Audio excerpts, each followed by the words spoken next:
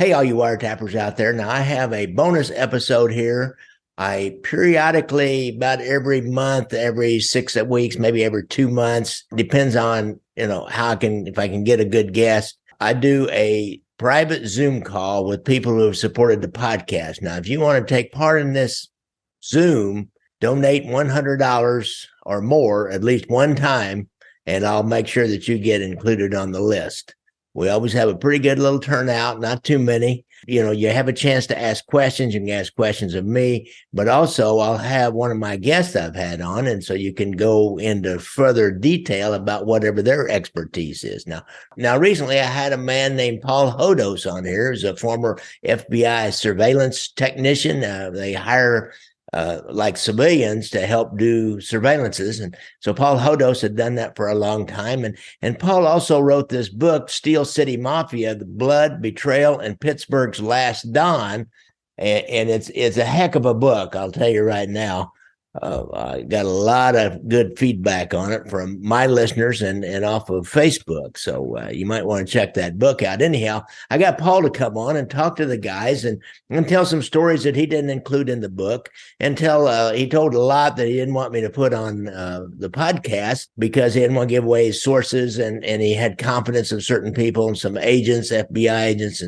And so, you just kind of get that inside story. If you want to do that, why, feel free to go to my donate page and put $100 in there through, you can do it through Venmo or whatever. Just make a little note that say, I want to make sure I want to be included on the monthly Zoom call. So in this outtake from that it was like an hour long talk, because we usually do about an hour. Well, a little outtake from that, I talked with Paul and he said, yeah, you can tell this story, repeat this story. It wasn't on my other interview. And just briefly, when Mike Genovese took over the Pittsburgh mob, he started cracking down because the old boss, LaRocca, Big John LaRocca, had kind of let things slip and wasn't making sure that everybody was kicking up and paying in. There was a guy named Joe Nastico who was running a game. I think he was maybe running a book, and he was a brother-in-law to Nicky Scarfo down in Philadelphia. So he thought, hey, I'm Nicky's relative. I don't have to kick up to you. And Genovese wasn't having any of that, and started pressuring him. And of course, the guy invoked Scarfo's name and called his brother-in-law. So they ended up having a sit down. A guy from the Bufalino family arranged a sit down, and Genovese wouldn't go because he was afraid of surveillance, and he sent his underboss, Chucky Porter. And that's one reason Chucky Porter ended up being an informant and testifying. And that's one reason he learned about this particular story. They had a sit down. Nicky Scarfo brought his son, Nicky Jr., and Phil Leonetti, Crazy Phil, along, and a couple other guys, just to meet Chucky Porter and one other guy, and started hashing this out. And so we get a blow by blow of that, and then the afterwards of that. So, sit back, enjoy, and listen to that. And again, if you want to take part in these private Zoom calls with some of my contributors, my authors that I get, and other people, I had a guy on here one time who was a relocated informant out of Kansas City. And I couldn't put his name on there because I don't want to stir people up here, and I don't want them to think that I know where this guy might be. I don't know where he is, but I do talk to him once in a while. So I have some interesting people, some of them who are never on the podcast. So think about it and listen to this. When Mike Genovese rose to power, one of the big themes in the book is that just like Scarfo and just like Peter Milano out in LA, he wanted to crack down and say his one of the things that he said allegedly to his guys was, there's no more free rides. Every gambling operator in the area is going to pay us. So, they went on kind of a tear and was getting everyone in line and making them pay a percentage. LaRocca had kind of egged off of that some as he was aging. He was making deals with people and giving them a little bit of leniency, and, kind of what you hear about with Angelo Bruno, being, I don't want to say nice, but, giving people a little leeway.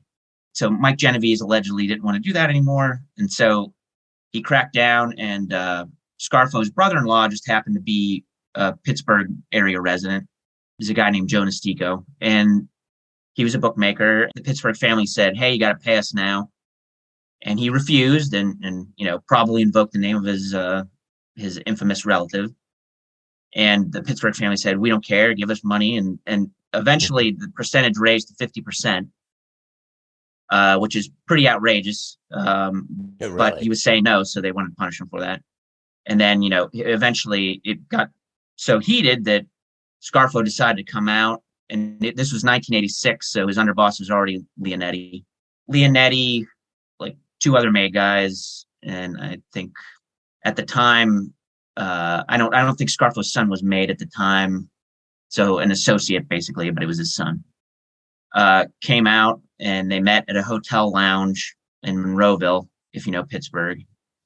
They had a discussion, and Scarfo, laid out why he was having a problem with this, and he was talking to the main negotiator for Pittsburgh was Chucky Porter, who at that time was actually an associate. He was about to get made, but it was still a few months away. And but that shows how much faith they had in him. Mm-hmm. And then they had Joe Sika, who was an old timer, and then Lou Volpe, who was another old timer. Those are the three from Pittsburgh. The Philly contingent definitely outnumbered them. Mike Genovese ended up not showing up because he was completely gun shy when it came to law enforcement surveillance. And, in my opinion, he knew that Scarfo was a lightning rod. He had met with some of the family had met with some of Scarfo's underlings already, so he was aware of him through them. But he was also aware of him just through newspapers because he was in the newspapers all the time for killing people. So for him, it was just too much of a risk. He did not go to the meeting, and Lou Volpe apologized for that. And he said, "Hey, do you want to meet him like tomorrow? Basically, we can make sure there's a place where we don't get, surveilled." Scarfo said, "No, we'll just tell Mike what happened, and that'll be good enough." And there was law enforcement at the meeting. Leonetti asked Porter and said, "Hey, those guys over at the bar, what are they doing? They look like cops." And he was like, "Oh yeah, that's the local law enforcement. They're looking at us right now." And they did take a picture that I couldn't include in the book. It's too blurry, basically. You could tell the guy who took it was probably a little nervous. And I would be too, honestly, if you're in a restaurant like that, and those guys are so cagey, they're looking around all the time. Like, It would be hard to take a photo there. It would. Unfortunately, the photo, Scarfo's head is blocked. You can see a few of the guys, including Porter, but even Porter's like blurry because he's sitting down. But it's proof that it happened, visual proof at least. The publisher didn't want to put it in because it was a little too blurry. What ended up happening was Pittsburgh gave in to Scarfo's demand, basically said, "All right, you do whatever you want with your brother-in-law. We'll leave him alone."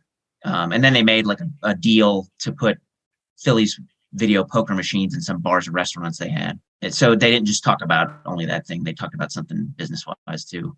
Nistico got away with it. And then he was giving Scarfo I think $1,000 a month because he had helped him out. But it was kind of cool because a Buffalino member is the one who actually brokered this meeting. They often use the Buffalino family as like the diplomats of the underworld. Oh. And he was basically this guy named Joe Scalliot, who was from Eastern Pennsylvania.